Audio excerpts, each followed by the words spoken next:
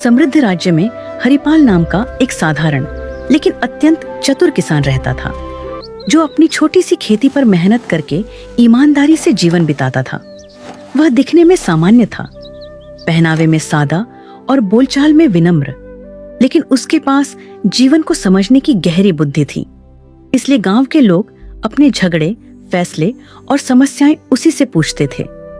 उसी राज्य के राजा वीरसेन न्यायप्रिय और विद्वान थे, पर उनके मन में एक चिंता थी कि आजकल लोग केवल किताबों का ज्ञान दिखाते हैं, जबकि सच्ची बुद्धि बहुत कम लोगों में होती है। इसलिए उन्होंने यह निश्चय किया कि वह पूरे राज्य में सबसे चतुर व्यक्ति को खोजेंगे। राजा ने घोषणा करवाई कि जो व्यक्ति उनकी परीक्षा में सफल होगा, उसे सम्मान और पुरस्कार मिलेगा। बड़े बड़े विद्वान, व्यापारी और चालाक लोग राजधानी पहुंचे, पर हरिपाल शुरू में नहीं गया, क्योंकि उसे न इनाम का लालच था और न दरबार की चाह। लेकिन गांव वालों के आग्रह पर वह साधारण वस्त्र पहनकर राजा के सामने उपस्थित हुआ।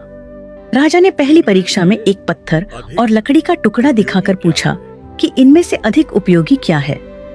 अधिकतर लोगों ने तुरंत उत्तर दिया, पर हरिपाल ने कहा कि उपयोग वस्तु में नहीं, परिस्थिति में होता है। यह उत्तर सुनकर राजा प्रभावित हुए।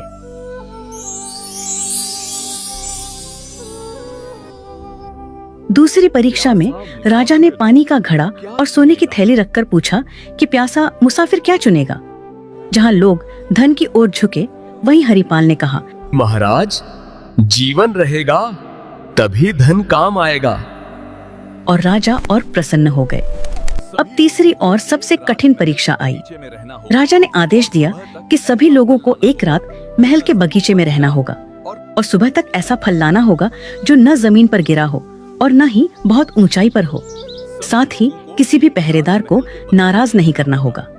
बाकी सब लोग इस परीक्षा को नामुमकिन मानकर पीछे हट गए, पर हरिपाल ने हार नहीं मारी। रात भर सोचने के बाद हरिपाल को समझ आया कि राजा ने यह नहीं कहा था कि फल केवल पेड़ से ही तोड़ा जाए, बल्कि यह कहा था कि फल न तो जमीन पर गिरा हो और न ही बहुत ऊंचाई पर हो। सुबह होते ही उसने महल के बगीचे में लगे फूलों के पौधों और झाड़ियों को ध्यान से देखा।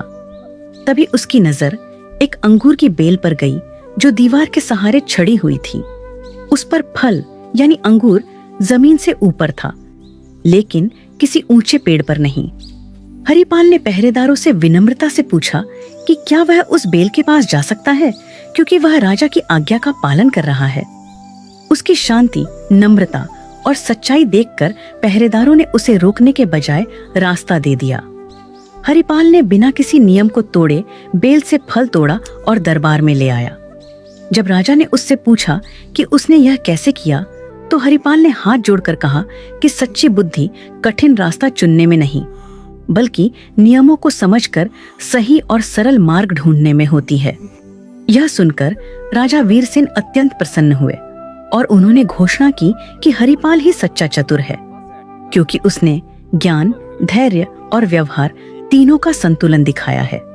राजा ने उसे सोने का पुरस्कार दिया, लेकिन हरिपाल ने उतना ही सोना लिया जितना गांव में कुआं बनवाने के लिए आवश्यक था, और बाकी लौटा दिया। यह देखकर राजा ने कहा कि जो बुद्धि दूसरों के भले के लिए काम आए, वही सबसे बड़ी बुद्धि होती है।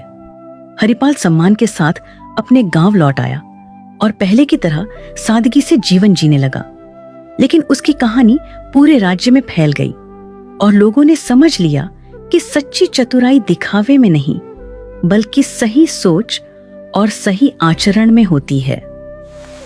सीख: सच्ची बुद्धि वही है जो नियमों को समझे, अहंकार से दूर रहे और अपने साथ साथ दूसरों का भी भला करे।